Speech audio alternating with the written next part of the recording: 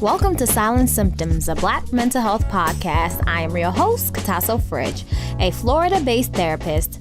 This podcast focuses on mental health, stigmas, and social injustices that affect the Black community. This podcast was created to bring awareness about mental health and can be used as an educational guide, but this is not to be used as a replacement for seeking help from a therapist. I hope you enjoy the podcast. Hi guys, so welcome to Silent Symptoms, a Black mental health podcast. I am back. Now you can see me.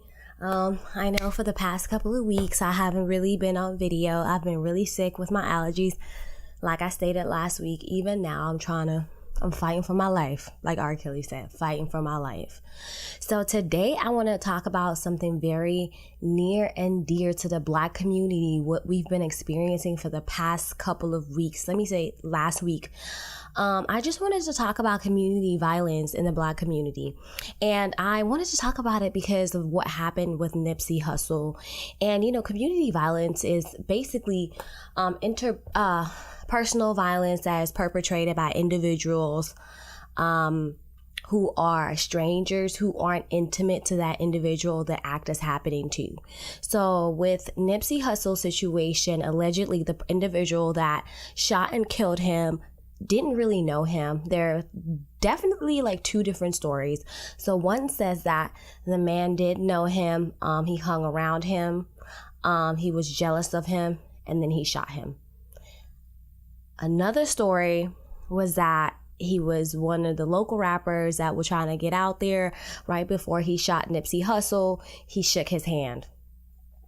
Another story was that Nipsey Hussle kicked him out of his store or that specific area that he owns, telling him that he can't be around because he was a known snitch.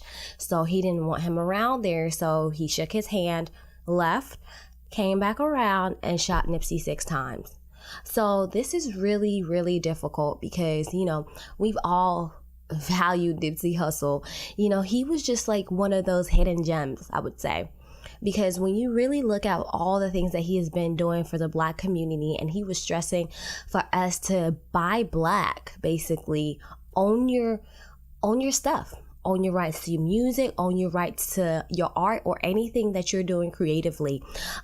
Stressing about buying property and owning something instead of renting, and buying back your block. So if you're a Black individual and you live in a community that you grew up in, and instead of you branching out and going somewhere else, you could still live somewhere else, but bring back, your money, your Black dollars into your community so we can actually build up where we came from and try to, prevent gentrification. So, community violence always happens unexpectedly and very shockingly. So even with what happened with Nipsey Hussle, all of us were really shocked and we were really hurt. So when I first found out about what happened, like they said Nipsey Hussle got shot, I was hurt. Like I was silent. I was like, what the heck? And when the video started circulating, there's one that kind of showed him getting shot in the head, like the after effect. So he had on a white do-rag and I saw blood in the back of his head. I was like, I hope this is not it for him because he is so needed. He is such a value to the Black community. He's a gem. He's a legend. And the thing about the Black community, we just don't give away the word legend. It's not given away for free. It's not given away easily. So, as I was looking at that video, my heart just shattered. I sat there with my phone in my hand. And as they were getting updates out there, they were like, okay, 3 men were shot. 2 are in the hospital and 1 didn't make it. I'm like, what the heck? I saw Nipsey's video when they were trying to put him out on a stretcher. He seemed lifeless. So as that moved on and then they announced that Nipsey Hussle was dead, the internet went bizarre. Black Twitter, Facebook, Instagram, all the Black people really band together because, as much as people were saying, oh, we didn't care about Nipsey Hussle, we didn't talk about him. He's just one of those hidden gems. Like when something happens to Nipsey Hussle, we all came together. When it happened to him, we didn't talk about Nipsey every single day. We didn't discuss him every other day. We didn't, talk about his music all that much, because what he did for the community was very unique and so beautiful. Like creating STEM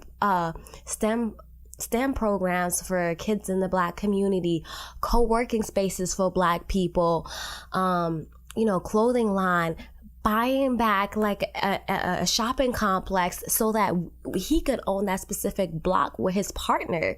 That is so valuable, because a lot of times we don't stick with our community. We usually try to take our talent somewhere else. He lives in California, so he could have easily went to Calabasas and took his talents and, bought a store and went out there, but he chose to bring it within the community. This is why community violence should not be tolerated, especially for people like this. For Nipsey Hussle, all the things that he did for us, we really didn't talk about it every single day. We really didn't, I would say, value it enough at the time. I would follow Nipsey Hussle. I would follow him really closely. I would pay attention to the things that he was saying, all the things that he was teaching Black people. If you listen to his music, he's very deep. And, all the videos that are available of Nipsey Hussle are so needed. All the things that Nipsey Hussle has done for us as a community, educating us on things to the effect of how to value our own selves. When we value our own self, it goes a long way. So I think that, what he did was a double-edged sword. So he stayed within his community. He was always available for his people. He always, allowed artists, so aspiring artists, to work in his stores. And he also allowed them to, work there if they were felons. So that's really, really, really good. A lot of people don't, hire felons. They don't want to hire people who are just getting out of prison, or people who are aspiring artists, because they're just saying these people are just useless. But Nipsey Hussle saw value in that. So if you have somebody that wants to pursue their dream in their career, why not put them in a position for them to win? There's enough for us to actually go around. And things like community violence cause a lot of trauma. So this situation traumatized, I would say, 95% of the Black community. We were traumatized. Like, I could not sleep the first night that I found out about Nipsey Hussle, because it was so difficult for me to swallow that pill of, why would somebody do this? Why would somebody go out their way and go shoot Nipsey Hussle? There are plenty of people out here that could have happened to. But that's the thing about community violence. It's very unexpected. It's very quick. And, somebody's life can be taken away just like that.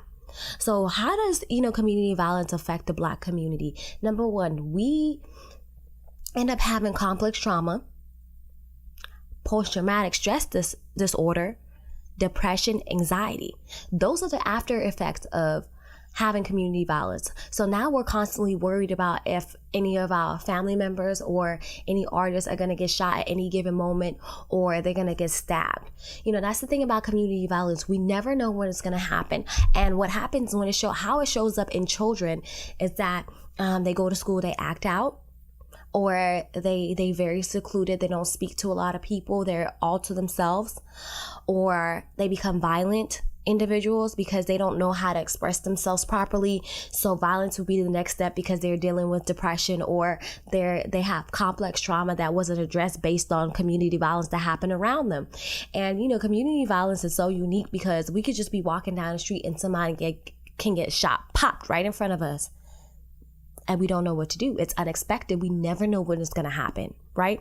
So we don't know. It's never really premeditated for the individual that is going to see that specific act, right? So that's what makes it so stressful for people who live in poverty-driven environments that really have a lot of drugs. And children who are raised in those specific environments have a lot of trauma, and those children eventually become adults. So, and the sad part about it is that, when we have violence against our own people, it becomes really difficult to swallow. That's a pill that nobody wants to really swallow, especially when we know we can do better. And this past week with the situation with Nipsey Hussle, Black people have really been coming together to try to really uplift each other in this sad moment. And I don't even have the words. And, when I really thought about all the trauma that his family's probably experiencing right now, all the depression, all the anxiety, all that really does affect an individual. And this is not something that somebody just has to fly by or don't address. It's very important that, if anyone has seen some type of community violence, they have to address these issues, because it could spill into their home life, it could spill into their schooling, it could spill into their job. And it's very difficult, because one would think that if I see somebody get shot one time, then it shouldn't really matter. It wouldn't affect me as much. But it really does in the grand scheme of things, because if you can't leave the house, or you're nervous about going to certain places because you feel like some type of violence may happen in that specific, area of your community, or just unexpected feelings about what might possibly happen. And this really should put us in a place of, we need to love people when they are imperfect. Imperfection can be a beautiful thing. And I believe that when we, grow up, we're taught to try to be this perfect person. So when being imperfect happens, we don't know what to do with those people. So when people shoot, do drugs, or steal, or commit some type of crime, we really want to banish them and tell them that they need to get themselves together. We don't provide that support that they actually need, which is the support of telling your friend or telling your family member, hey, you can't go out there, shoot, steal, kill, or, be violent to others. You need to get help, because that's not okay, versus yelling at the individual, not having those keen conversations that they need, because it takes a village when someone is doing something they're not supposed to be doing. It takes a village when somebody is doing something that is completely wrong. And in this specific situation, it really hurts because, Nipsey Hussle really was providing that buffer for the Black community, especially, in California. So when you provide that buffer for your community, he was, shown to help people. He was shown to give motivational speeches. He was shown to provide education for the Black people. He was trying to advocate for, stopping the, gang violence, even though he is a gang member. But that really didn't stop him from trying to advocate to end the violence, because we all have to do something to survive in some way in our lives, in some capacity. So what he did was change his life around. Okay, I am a Crip, but what I'm gonna do, I've learned from my mistakes. I no longer have to gangbang. I no longer have to rob. I no longer have to steal or do any of those things. But what I can do is use the things that I learned to educate the other kids who are in a gang. Let's all come together. And when you really pay attention to the things that Nipsey has done, you will see the revolutionary, just the evolution that he has had. Even as a young boy, when he was 18, 19, he was already so far ahead of his time. And at the age of 33 years old, he had found his purpose. A lot of people are just coming into their purpose at 33 years old. And that's what's so special about Nipsey Hussle, what he has brought forth for us as people. And, it's not even about the music. It's about the gems that he dropped. And for those people who are feeling down, or people who don't know what their purpose is in life, if you go back and look at Nipsey Hussle's videos, he provides a lot of education about finding your purpose and telling you that life is not a sprint, it's a marathon. You have to really take your time to get to where you want to get to, because at the end of the day, if you rush into something that you believe is your purpose, it may not turn out the way that you want. But if you take it as a marathon, you're going to get there. And it's not about the timeline, it's about if you get there eventually.